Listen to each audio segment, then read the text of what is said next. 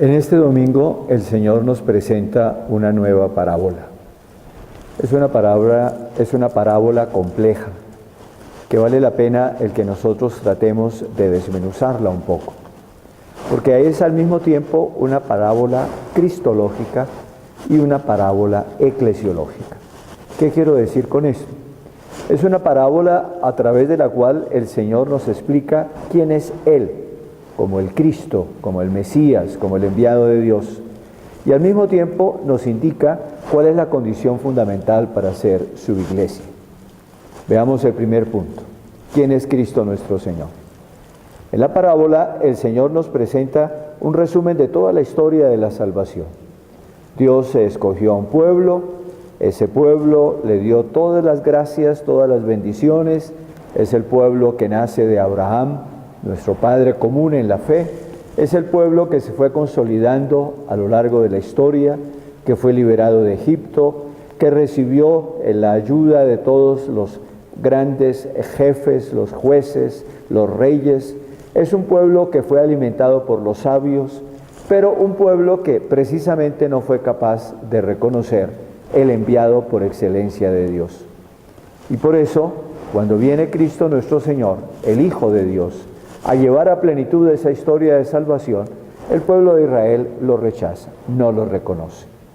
Por eso el Señor nos dice cómo Él va a morir de muerte violenta, cómo Él va a cargar con todo el dolor y el sufrimiento de la humanidad, precisamente siendo rechazado por aquel pueblo elegido por Dios.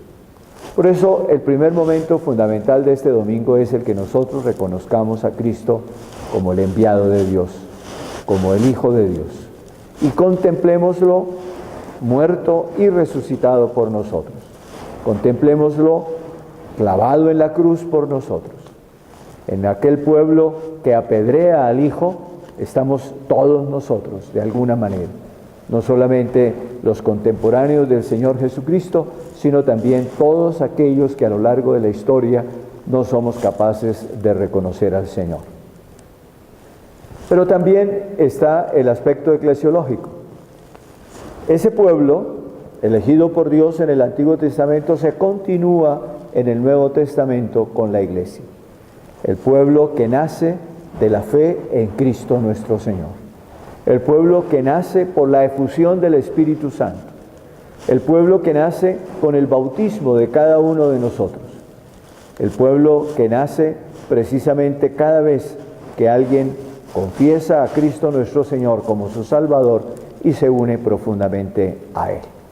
La característica fundamental, esencial del pueblo de Dios es su fe. La fe explícita, clara, que significa una adhesión personal y comunitaria a Cristo nuestro Señor. Esa es la iglesia. La iglesia es fundamentalmente un pueblo de fe. Pero precisamente porque es un pueblo de fe y que nace de la fe y vive de la fe, la iglesia tiene necesariamente que estar renovando, profundizando su fe. Corremos el riesgo de que precisamente como es una relación personal con el Señor Jesucristo, esa relación se vaya dañando, se vaya empobreciendo, se vaya reduciendo, y cuando menos nos damos cuenta, hemos perdido esa relación con el Señor. El Señor se nos ha vuelto alguien absolutamente desconocido, frente al cual somos indiferentes. Qué bueno que cada domingo, cuando nosotros nos encontramos para celebrar la Eucaristía de una manera especial, y cuando la palabra de Dios resuena con toda su fuerza en nuestros oídos y en nuestro corazón, renovemos nuestra fe al Señor Jesucristo. Lo reconozcamos como el Hijo eterno del Padre enviado a nosotros.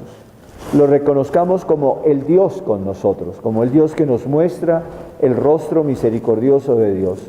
Y por lo tanto, que cada uno de nosotros sintamos que somos llamados por Él para unirnos profundamente a Él por la fe y el amor, y de esa manera formar el pueblo de Dios. Ese pueblo que tiene que ser sal de la tierra y luz del mundo. Es decir, ese pueblo que al reconocer a Cristo nuestro Señor como su Salvador, vive la paz, la alegría, el gozo, vive a partir de la fe la realidad del amor y por lo tanto se convierte en un instrumento transformador del mundo en el que vivimos. Vivamos así hoy esta parábola de los viñadores homicidas. Descubramos el amor infinito de Dios manifestado en Cristo, que nos invita a unirnos profundamente a Él para vivir en la fe y en el amor. La bendición de Dios Todopoderoso, Padre, Hijo y Espíritu Santo, descienda sobre ustedes. Amén.